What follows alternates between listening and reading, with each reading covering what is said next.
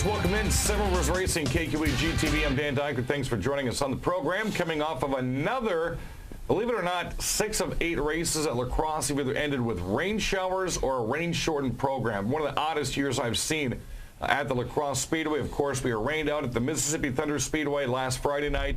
And maybe that's a good thing because the forecast is looking good for this Friday night. And they've got a lot of money they're going to be giving away at MTS. We're going to give you the schedule of what's going on throughout the weekend, both at MTS and at the La Crosse Speedway. Got a great guest coming in the program, first timer, and a great story behind this young man. And we're going to watch what progresses here from not only this year, but maybe some years to come.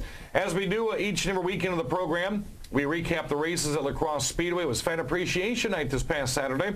Great group of drivers came out, flooded the entire front straightaway with their cars, giving away toys and candy and taking pictures and signing autographs.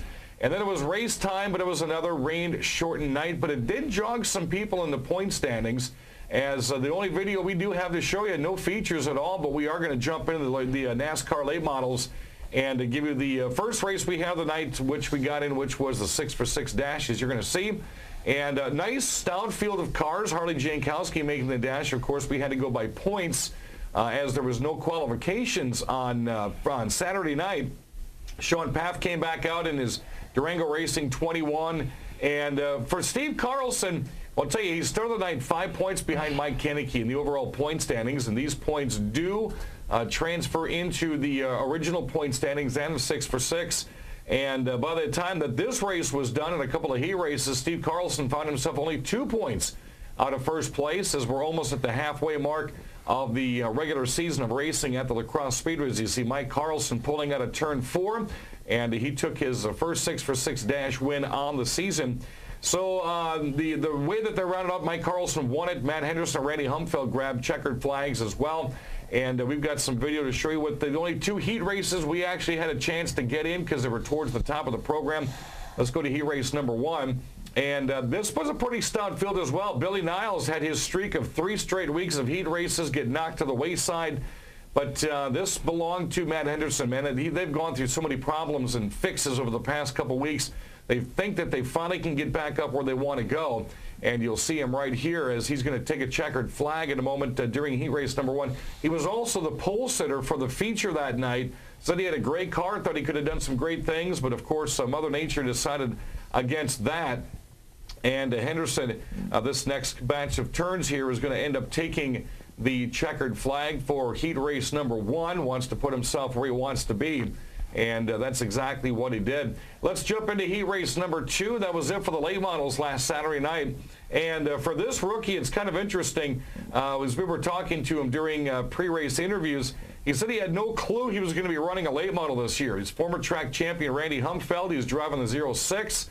And believe it or not, came, I think, 2 or 3 weeks late into the racing program and has steadily shown that he knows that 5/8 mile. And he won this heat race in considerable style, averaging about 93 miles per hour, and did away with Travis Christensen, who you see right behind him right there, and the rest of the field. Steve Owen, Carter Christensen rounded out that running order. So a couple of heat race wins for Matt Henderson and Randy Humfeld, his first behind the wheel of a late model. Let's jump into the Sportsman. All we got in Saturday night was a dash race and the heat race. We'll show you the 6x6 dash now when it comes to the Sportsman. And the fastest lemonade machine on wheels, that's Randy Humfeld right there, trying to find some way to get around the 2 that were sitting in front of him, and it just wouldn't happen as the big race was happening in front. Jimmy Crackhorn Gilster out of West Salem said he had a fantastic car this night, said his tires were really hitting the track awfully hard, and you see the distance he put in between he and his competitors as he's going to capture a heat race. Justin Mulliken kind of off the pace there. You see Greg Scheck, and this year so far in the Sportsman, it's been the Greg Scheck, Steve Bachman show. Bachman finished second in the 6x6 dash. Again, no qualifying, so we went off of points. And Scheck ended up finishing 4th right behind Jamie Dummer. The heat race on the night, well, some problems with Brian Hesselberg, the Grape Ape, this year. Got things figured out as they were deep into the motor of that car for the past week. And you're going to see here during this heat race that he pretty much does away with everybody else. Right behind was Jeff Thompson. Tony Lease back out to run that new Sportsman this year. You see the Dr. Noise machine of 39 of Billy Martin. And Hesselberg, as those two behind him were battling to get into the second spot, said, hey, I just let them do what they wanted to do, and I was going to continue to run out front. Jeff Thompson's one of his better performances this year after coming off his Rookie of the Year championship last year. Tony Lease, I think that's the third time he's had that car at the track, and Billy Martin said, along with Jake Arneson helping him out this year, they learned quite a bit about that car this week. Said he would have had a good car if they would have, in fact, run a feature. Talking about Jake Arneson, congrats goes to our former track champ of the Sportsman, Arneson, winning at Madison International Speedway last Friday night with the Great Northern Sportsman Series. To the Thunderstocks we go. Wild night on the action track, quarter mile. We got the heats 1 and 2 in. We're going to show you both of those. And the only other racing we got in on the quarter mile was, in fact, the pastors and their wives, which we'll talk about here in a minute. Andy Moore came back out. He's flipped cars a couple of times this year. And as he comes out to capture this first heat race, the big battle was happening behind him between Jordan Myers and Dakota Miller, who was back out, and the Cotton Candy Kid, Kayla Steinoff, J.R. Turtle out as well, who I understand is running a street stock this coming weekend with a pair of races Thursday and Saturday. So the first one, well, you see it right there. That one's going to go to Andy Moore out of Sparta. Quickly, we'll jump into the last 2 laps of the other heat race we had. And this was going to be the 8 ball of Jason Bolster, who is going to be one to contend with throughout the rest of the race season. As you're going to see right here, he and Jason Schaller pretty much pulled away from everybody in this one. And Schaller been victorious this year in that new El Camino. There's Roosh and Rookie of the Year contender Ron Whited. They're going door-to-door midway through. And Schaller had a couple of chances here, said he knows how Bolster runs. He went to the low side.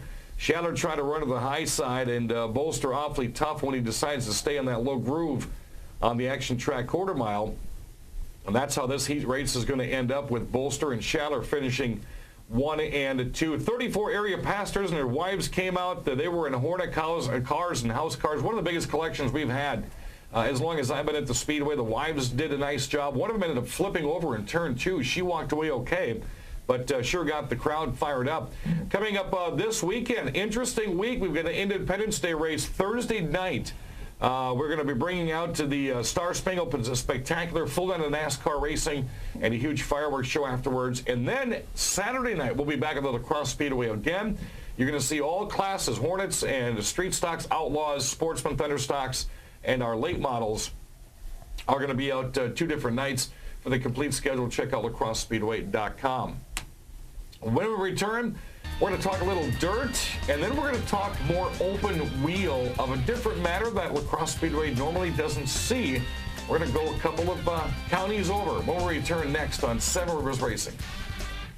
Get ready for the Thunder! The Mississippi Thunder Speedway. Your Friday night racing destination. Every Friday night. Super Stocks, Modified. 600 mods. Pure Stocks, Street Stocks, B-Mods. It's racing excitement, dirt track style. Tickets $12 for adults, $10 for seniors. Students free with an ID. And this year, kids 17 and under free with an adult admission. Friday night racing starts at 7. Bring on the Thunder! Dirt track style at the Mississippi Thunder Speedway. Highway 35 just north of Fountain City.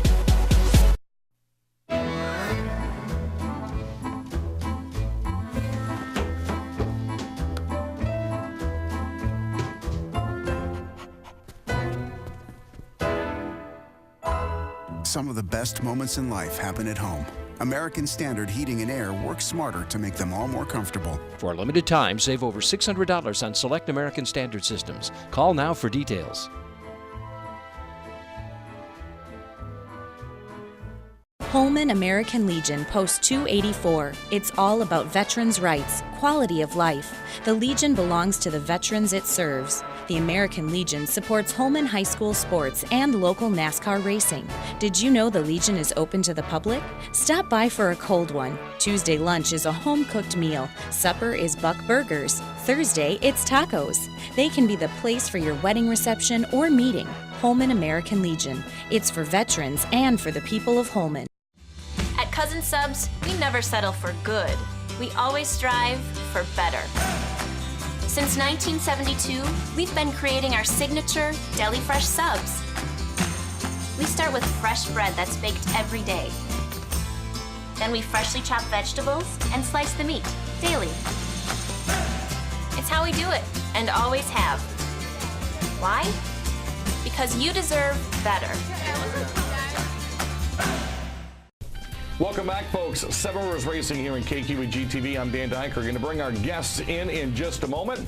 Here is a point recap. Again, not a lot going on at the La Crosse Speedway this past weekend. It was Fan Appreciation Night. So as we show you or let you know what the point standings are, almost at the halfway mark, we're going to give you some video of Fan Appreciation Night at the La Crosse Speedway. In the NASCAR late models, Mike Koenneke does have a 2-point lead over Steve Carlson, Brad Powell, Cole Howell, and Mike Carlson round out the top 5. In the sportsman, Steve Bachman still has a 19-point lead over Greg Scheck, followed by Jimmy Demmer, Nick Clements, and Jimmy Crackhorn Gilster. Thunderstocks, it's Jordan Myers, 5 better than Jason Bolster, 7 better than Andy Moore, Jason Schaller, and J.R. Turtelot in the top 5. For the Hornets, it's Jeff Stomlin. He's got a 2-point lead over Nate Towner, 5 over Mark Bornitz. Dan Rosick and Brennan Lemoyne round out the top 5. In the figure eights, we've only had one race so far. Thomas Farah, Jason Bolster, John Nabro, Jacinta Paff, and Tyler Mickschel are in the top 5. Outlaws will be back this weekend. It's Wayne Smith, 3 points better than Cole Shozy, followed by Jerry Ellsworth, Josh Brown, and Melissa Roosh. The Street Stocks has John Aaron. He's not lost a race this year, undefeated in heat races and features. He leads Kyle Rosick, Taylor Dobbs, Jonathan Burbach, and Kayla Perrin, who's never raced a car before, so she's already in the top 5. Novelty, it's Jason Bolster, Jacinta Paff running 1 and 2. Late model dash, it's Mike Koenneke, Steve Carlson, Cole Howell, Mike Carlson, and Brad Powell, your top 5. Sportsman's dash is Jimmy Gilster leading the way, 10 better than Greg Scheck. Thunderstock dash is Andy Moore. He's got a 40-point lead over Jason Bolster. And that's your point standings for the La Crosse Fairgrounds Speedway. Of course, you can check out their website, lacrossespeedway.com, for more information. Of course, you see Mike Koenneke doing some autographs right there. And again, we're racing at La Crosse this Thursday and Saturday night. Hope to see folks out for both nights of racing. Mississippi Thunder Speedway, the dirt track in Fountain City, one of the sponsors of the program. Huge night coming up Friday night. It's the 6th annual River City Rumble. The latest count I had, up to $3,500 to win for A mods, $3,100 to win for B mods. Of course, we're averaging over 30 B mods on the schedule this year so far. Also going to give away some flat screen TVs and some bikes. Some of the entrants into this Friday night's huge race. You've got Lucas Schott, 2012 MTS track champion. Brandon Davis, the 2010 Wausoda national champion, last year's River City Rumble winner. Brad Waits won the River City Rumble in 2011. He's back out. Bob Tim, owner of the track, he was a 2011 MTS champion, is going to be out. U.S. MTS national champ Rodney Sanders is back Friday night. Josh Angst, 2-time track champ, and Craig Thatcher, a 5-time Wausoda national champion. Those are just 7 huge drivers of a complete entry list that you can find at MississippiThunder.com. Program starts Friday night 5:30. Racing gets underway at 7. So we're going to have a lot of racing coming up. I'm announcing 3 nights in a row. Can't wait to see what Sunday brings when we're talking about The Voice. And I watched the recap of the races. Next guest we're going to bring into the program, first time on the program. I think his dad's been in there before. Andy Niles and Sam Niles. You've been in the program a couple years ago, I think. I don't believe I have. This is the first time I've been First virgins to the racing TV program. Nice having you guys in. Good seeing you again. You know, interesting story. Sam Niles, of course, people know, related to Billy Doc Niles. You've been running late models for, goodness, how many years? I started racing in 1983. Holy cow. And I know that's going to date me, but I'm not going to put a number on that. No, I'm not seeing any grays pop out of the top. That's all right. And you ran religiously La Crosse Speedway for many years. I ran La Crosse, I ran La Crosse until 2006, and then I started branching out. I ran Big 8 Series for a while, and then I run weekly down at Wisconsin Dells. But we travel quite a bit, and I'm slacking off on that now. Right. I get a lot of joy out of watching Sam race, and well, especially with some of the ventures he's got coming about now, you're really going to be pushing that schedule back. There's big things coming for Sam, and you know what? I don't mind. That retirement announcement is coming very soon. I don't mind sitting back. I really enjoy watching Sam, and I love doing work on his things and big things in the future. Well, of course, I met Sam probably 8 years ago when I moved to the area when he was about that tall, running a go-kart at the Cody Go-Kart Raceway, another sponsor of our Seven Rivers Racing program. He's worked his way up to the adult sportsman's class this year. Point leader, you've won how many features? I think it's 3. And you've ran how many times? 7. Six. 6 times, not bad. 6 times. Of course, everything else can be top 2s and top 5s. Oh, yeah. You started out go-kart racing. I'm going to kind of lead into his background and let you know what he's got coming up now, because we see a lot of drivers that do this, but not really locally wise. When did you start racing go-karts? 2008, I believe it was. And you were in, did you go the kiddie karts, the rookie karts, to the lower classes? How did you just jump into go-karts? I jumped into the rookie class. I didn't really start out in the kid karts because I think I was over the age limit for that. But yeah, I did start out in the rookie class. So it's been 6 years, and even got to the point here a couple years ago when Andy had sent me a picture on Facebook what his car looked like. It was Tony Tiger's stripe, which I still think is one of the coolest late models I've seen painted up like that. The go-kart was identical. Yeah, it was an idea that I kind of got after I saw him start painting his, and I thought, hey, why don't I just make mine look like a little tiger cub, you know? Maybe get that little family resemblance going there. Well, with what you're about to race, and we'll talk about what this possibility is here, I doubt very seriously you're going to want to put a baby cub anything on, on what this is. Jesse's got a couple of pictures here we're going to throw up here. This is not a go-kart, as you're going to see. What are we looking at? We're looking at a Formula 500 race car. It's a few steps below like Indy Lights and Formula 1 and stuff like that. It's quite a few steps below Formula 1, but...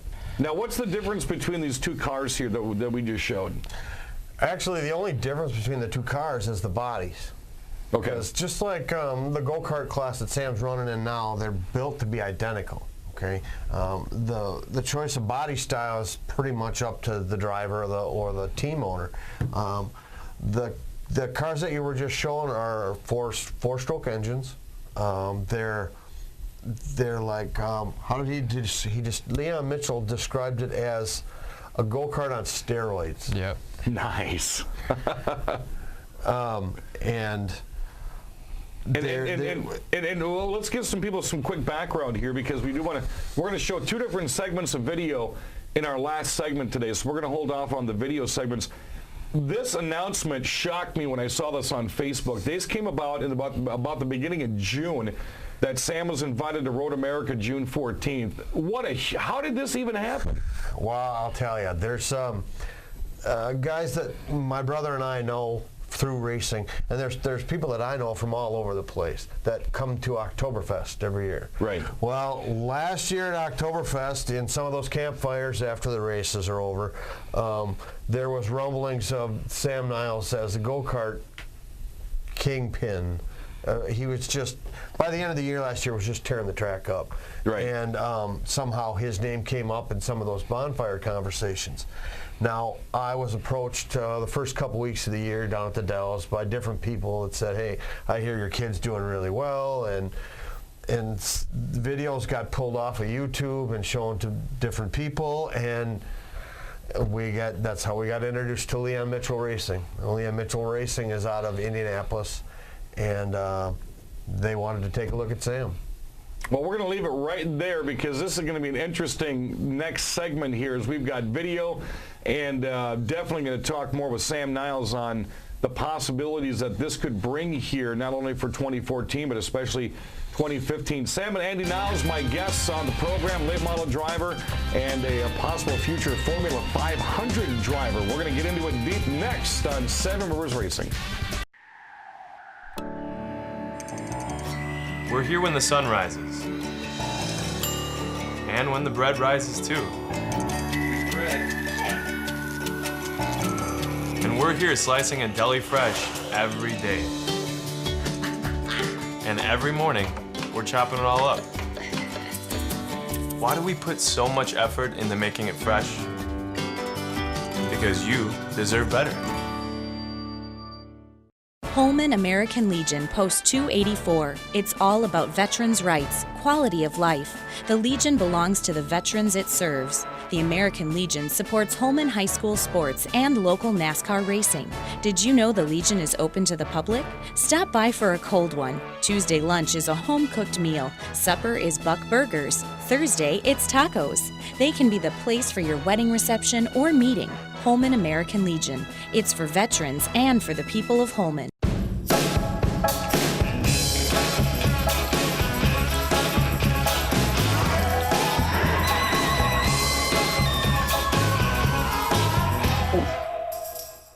Some of the best moments in life happen at home. American Standard Heating and Air works smarter to make them all more comfortable. For a limited time, save over $600 on select American Standard systems. Call now for details.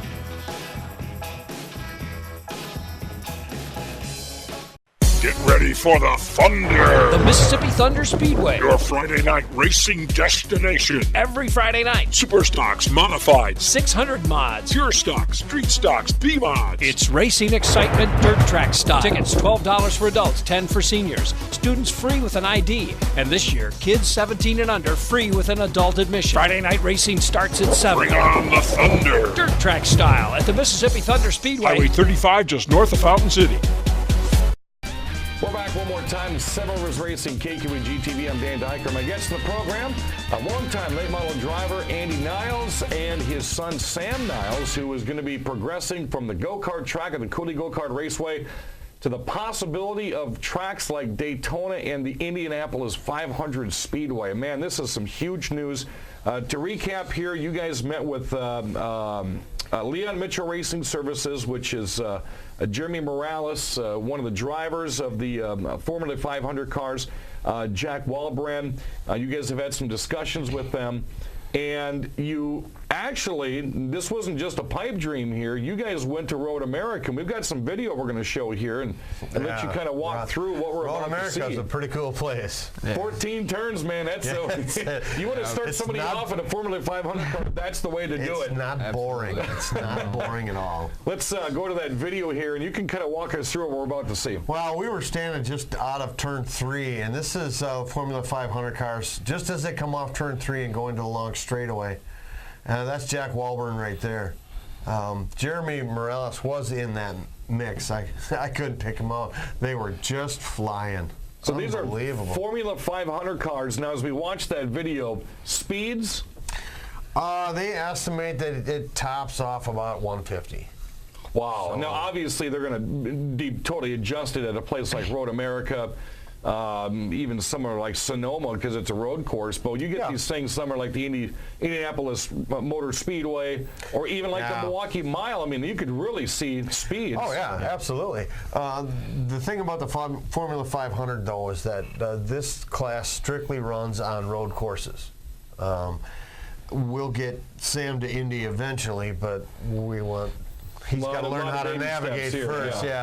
Baby steps a good way to put it. Well, Sam, your first reaction when you're approached, I mean, this is something that doesn't happen every single day. You're approached to jump into a Formula 500 car. I was in shock. I actually couldn't believe that I was getting this offer. I knew that I wanted to eventually step out of a go-kart and into something bigger, and I didn't know if it was a late model to follow in footsteps of the family or if I wanted to branch off into something else.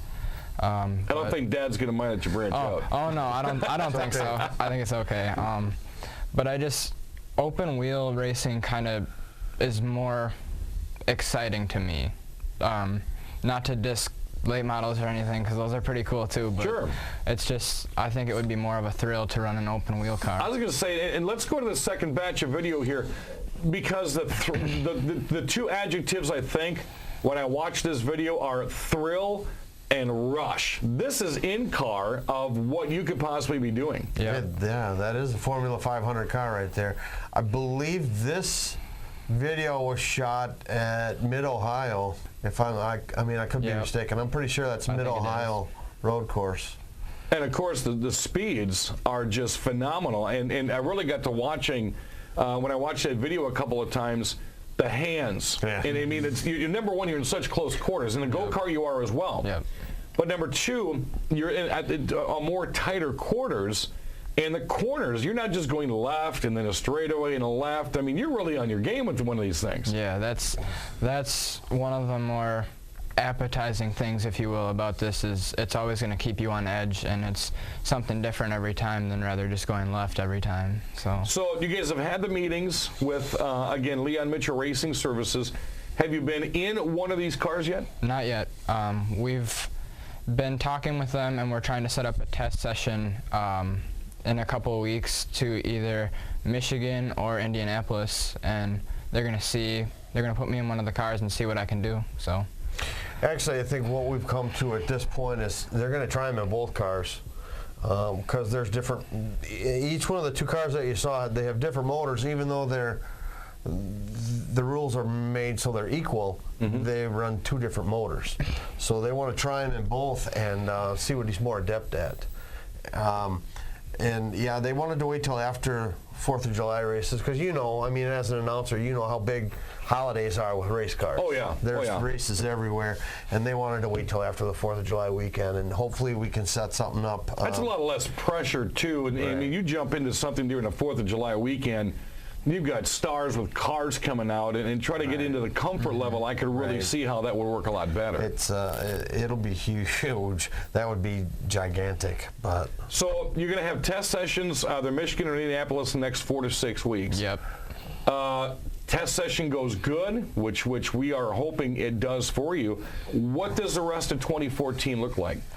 I would assume more meetings with the team, more days just to go to the track and just kind of hang out with them. Just get more familiar with the stuff and everything like that.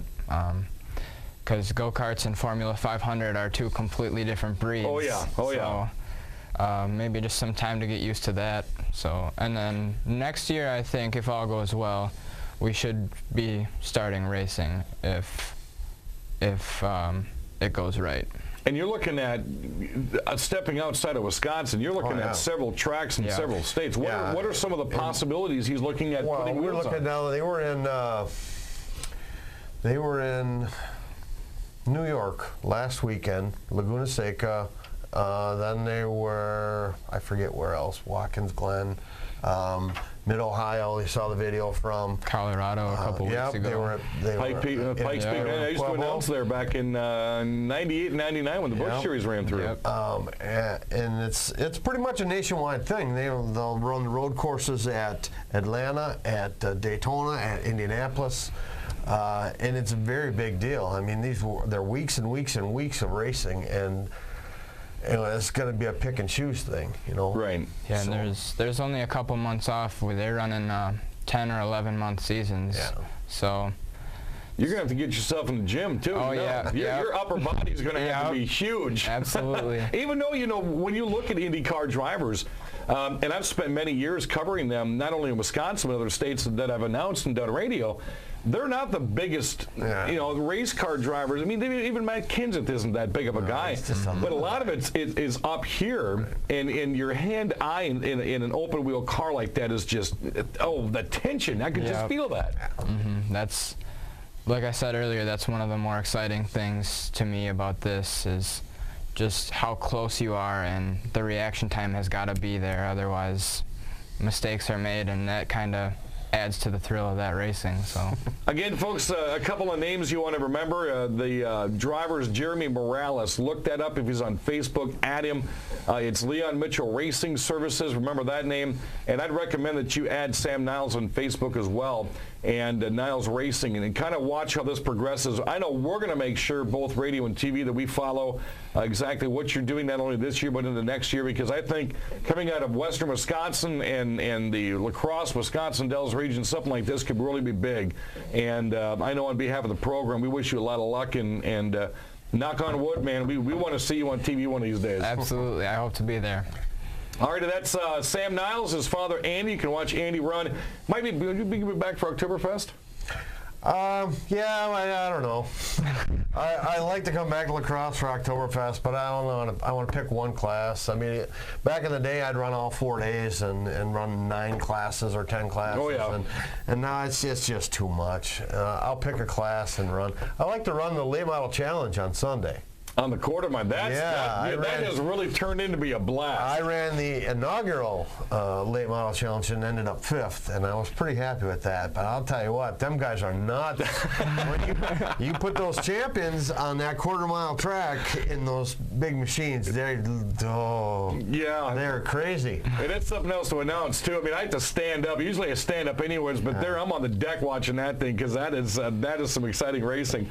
Again, Andy and Sam Niles, we wish you both the best of luck. We'll see you maybe Oktoberfest, and we'll see you down the road as well.